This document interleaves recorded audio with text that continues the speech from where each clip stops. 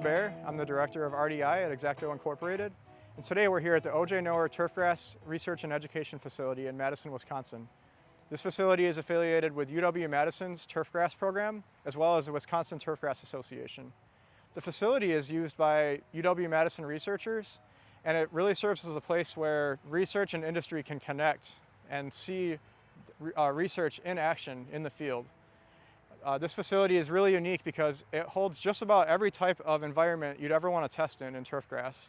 So we have putting green research space, golf course fairways, home lawns, athletic fields, and a lot of different turf species: creeping bentgrass, Kentucky bluegrass, perennial ryegrass, tall fescue, as well as different soil types. We have putting greens that have a sand-based texture versus putting greens that are built with the native soil from the area. So it really opens up lots of possibilities for research in all different turf environments that we might encounter here in the Midwest.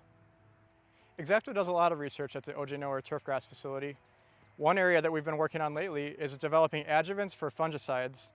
We work with a lot of the common diseases that are present here in the Midwest, including dollar spot, pythium, and brown patch. And we're looking to see if we can develop adjuvants that improve the control of fungicides on those common diseases. In these studies, we set up untreated control plots, as well as industry standard fungicide programs, and we look to enhance those with our adjuvant technology. Right now, I'm standing on a creeping bentgrass fairway where we're doing a dollar spot study, and there's a lot of dollar spot here. This study ended a few weeks ago, so we're looking at the aftermath of really high disease pressure throughout most of the plot area. In this study, we have certain plots that are untreated with no fungicide, and others that include the full rate or a reduced rate of fungicide with and without different adjuvant treatments. These treatments are all replicated 4 times in this study. This high-stress environment lets us test whether new adjuvant concepts can enhance disease control and possibly extend the residual activity of the fungicide, allowing for more time between applications. In these plots, we see certain treatments are working better, while other treatments are not working as well, and we see more disease pressure. And you can see in the alleyways between plots, on these painted lines, there's a clear increase in disease pressure versus where treatments were applied. This high-pressure environment is a great place to test adjuvants and see how they can enhance different fungicide programs. We really take things to the brink to try to find the best performing treatments. We also do a lot of wetting agent research and development. This is a sand-based putting green where we turn off the water for the duration of the summer, and we watch these plots undergo extreme water stress with and without different wetting agent treatments. That extreme stress really lets us separate the best treatments. These plots are really nice because you can individually control the irrigation on 50 by 50 square foot areas. So the plot behind me is irrigating, but this one's able to remain off for the duration of the season. In this study, you can see really clearly where wetting agents were applied and where they weren't applied. So in the alleys between plots, you have extreme water stress, but in the plots, you have a lot more turf cover and good turf quality. Right here, we're standing on a wetting agent study that we did last summer, and the alleyways where we had lots of water stress and lost turf, they're still visible into the next summer. So right here to the 2 sides of me are alleyways. Between where I'm standing right now was treated with wetting agent. So a wetting agent that helps us prevent that loss of turf can show its value several months and into the next season. What we're seeing on this plot area is a lot of hydrophobicity or localized dry spot. That hydrophobicity is produced by the turf itself. So the turf leaves are waxy. The organic matter and thatch and the root system turning over and producing exudates all contribute to these organic coatings that coat the sand particles, and they make the sand hydrophobic or water repellent.